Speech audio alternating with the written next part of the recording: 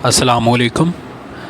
अच्छा, आज हम बात करेंगे इनकम टैक्स के सेक्शन 231 बी के बारे में, advance tax on motor vehicle.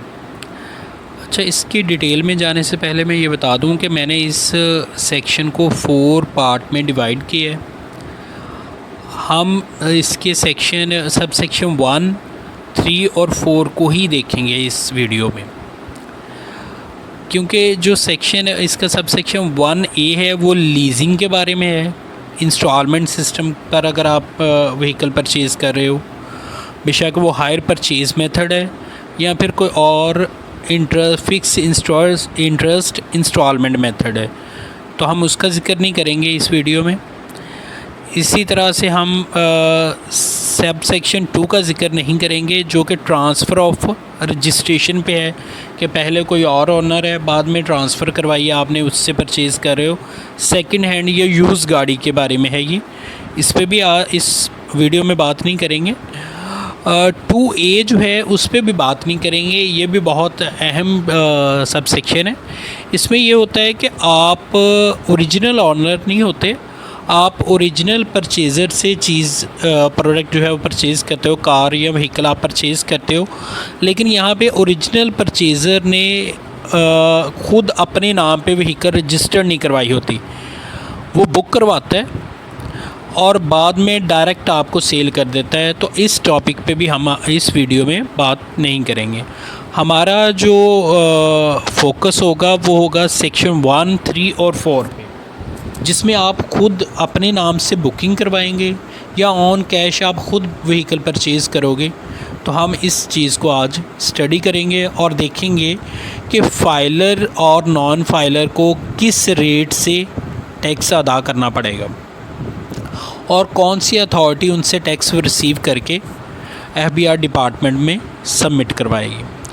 तो इसका सब सेक्शन 1 है जी, every motor vehicle registering authority of excise and taxation department shall collect advance tax at the time of registration of motor vehicle at the rate specified in division 7 part 4 और first schedule. Part 4 first schedule division 7 में इसका rate बताया गया है कि किस ratio से, किस रेट से टैक्स कलेक्ट किया जाएगा और FBR डिपार्टमेंट में सबमिट करवाया जाएगा। प्रोविज़ो इसके देख लेते हैं कि तो provided that no collection of advance tax under this sub section shall be made after 5 years from the date of first registration as specified in clause A, B, C of sub section 6।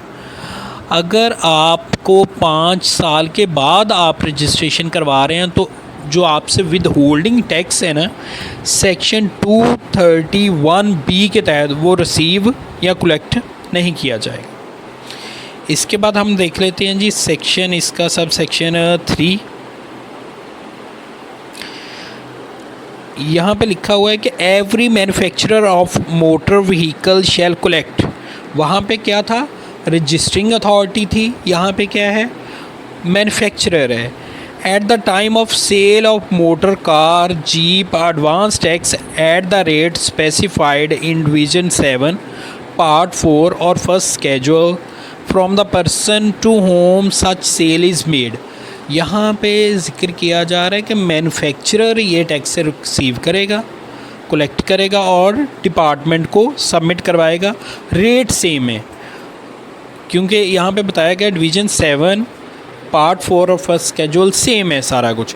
वहाँ पे बताया गया registration authority करेगी। अब आपके जहन में एक क्वेश्चन आएगा कि क्या दोनों ही कलेक्ट करेंगे? मैन्युफैक्चरर हमसे कलेक्ट करेगा और बाद में रजिस्ट्रेशन अथॉरिटी भी हमसे कलेक्ट करेगी? ऐसा नहीं है। इसकी वजाहत के लिए हम सेक्शन 4 को देखते हैं।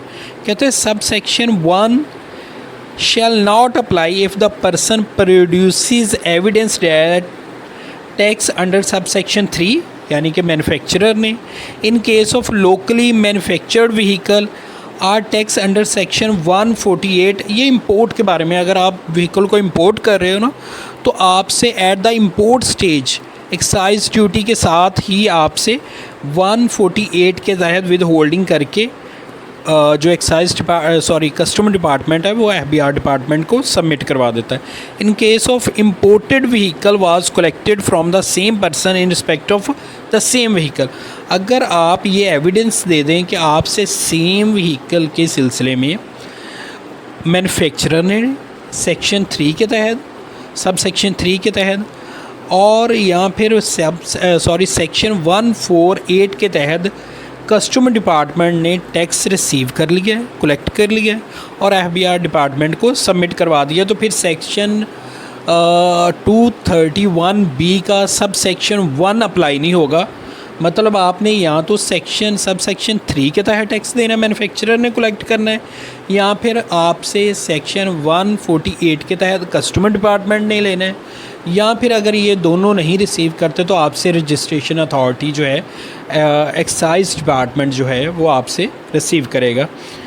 अब हम देख लेते हैं कि इसका रेट क्या है टैक्स का। हमारे पास डिवीज़न 7 है, advance tax on the purchase registration and transfer of motor vehicle. हम परचेज़ की बात कर रहे हैं या रजिस्ट्रेशन की बात कर रहे हैं, तो यहाँ पे लिखा भी हुआ है, अब 1 में देखेंगे, the rate of tax under sub section 1 and 3। अभी हमने जिक्र किया 1 और 3 की बात कर रहे हैं, सब सेक्शन 1 और 3 की, या तो रजिस्ट्रेशन डिपार्टमेंट या मैन्युफैक्चरर, या फिर सेक्शन 148 के तहत एक्साइज डिपार्टमेंट कस्टम डिपार्टमेंट वाले जो हैं वो आपसे कलेक्ट कर लेंगे अगर आप imported product, imported vehicle purchase कर रहे हो या इम्पोर्ट करवा रहे हो। Shall be set out at in the following table. तो हम फॉलोइंग टेबल देख लेते हैं, किस टेबल में 1 और 3 के तहत जो है रेट वो हमसे रिसीव किया जाएगा। ये जी हमारे पास न्यू जो इस साल अमेंडमेंट हो के टेबल उन्होंने प्रोवाइड किया है। कहता है कि अगर आप 850 सीसी तक कोई व्हीकल परचेज़ कर रहे हो तो आपसे 10,000 कलेक्ट किया जाएगा। इसी तरह से ये मुकम्मल टेबल दिया गया है, 851 सीसी से 1000 सीसी तक 20,000 लिया जाएगा। इसी तरह से 1001 सीसी से लेके 13,000 सीसी तक 100 सीसी तक आपसे 25,000, 1600 सीसी तक 50,000, 1800 सीसी तक 1.5 लाख और इस तरह से ऑन ये ना बढ़ता रहता है। अच्छा, अब हम देख लेते हैं ये जो रेट मैंने आपको जो भी वीडियो मैं बना रहा हूँ मैं आपको बता दूँ कि जो लॉ में रेट बताए गए हैं ये फाइलर के लिए हैं, नॉन फाइलर के लिए ये रेट नहीं है। नॉन फाइलर की सूरत में 200% इंक्रीज़ करके पे करना पड़ेगा उसे। मतलब यहाँ पे जब 10,000 पे कर रहा है वो 850 सीसी तक, तो नॉन फाइलर को ये 30,000 रुपया पे करना पड़ेगा। उसके लिए ये रेट 200% इंक्रीज़ हो जाता है। चले हम देख लेते हैं ये कहाँ पे लिखा हुआ है, लॉ में ये प्रोवाइड किया गया है। ये देखें सेक्शन 100BA में इस चीज़ की वजाहत की गई है और ये प्रोविज़ो ऐड की गई है। मैं प्रोविज़ो को हम देख लेते हैं। कहते हैं provided that the tax required to be collected under section 231B। ये देखें 231B के तहत अगर आपको रिक्वायर्ड है tax collected shall be increased by 200% eight the rate specified in schedule 1। First schedule में जो रेट बताए गए, अभी हमने रेट जो देखे उसका 200% इंक्रीज़ हो जाएगा इन case of persons not appearing in active tax payer list. अगर बंदा नॉन फाइलर है, उसका नाम जो है वो ATL में शो नहीं हो रहा, तो उससे ये जो रेट बताए गए हैं फर्स्ट स्केड्यूल पार्ट 4 डिवीज़न 7 में वो क्या हो जाएंगे, 200% इंक्रीज़ हो जाएंगे। तो फाइलर, अक्सर क्वेश्चन किया जाता है कि फ़ाइलर और नॉन फाइलर का हमें क्या बेनिफिट मिलेगा। अगर तो भाई आप फाइलर हैं तो आपको 800 सीसी तक 10,000 रुपया के पे करना पड़ेगा। नॉन फाइलर की सूरत में आपसे को 30,000 रुपया अदा करना पड़ेगा।